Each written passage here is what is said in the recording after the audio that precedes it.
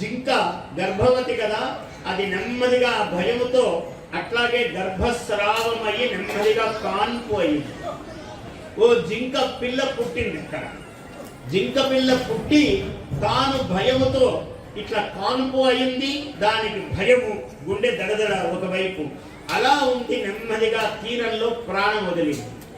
ఈ చిన్న జింక పిల్లను ఒడ్డున వదిలేసి పుట్టగానే అది ప్రాణం వదిలేసింది.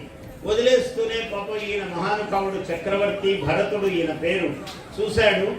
చాలా దయాన్వితుడు ఆయన, చాలా గొప్పవాడు, మహానుభావుడు, తపస్వి. ఆయనకు దయ కలిగింది. అయ్యో ఈ జింక పిల్ల, దీన్ని ఎవరు పోషిస్తారు? తల్లి ప్రాణం వదిలేసింది, వెనక భయముతో ఇక్కడికి వచ్చింది. ఇక్కడ ఈయన చక్రవర్తి కూర్చుని ఉండగా ఆ ఒడ్డున పిల్లను వదిలేసి అది ప్రాణం వదిలింది. అయ్యో ఇంత దీనికి ఎవరూ దిక్కులేదు కదా అని ఆ జింకను చేరదీశాడు, ఇంటికి తీసుకెళ్ళాడు.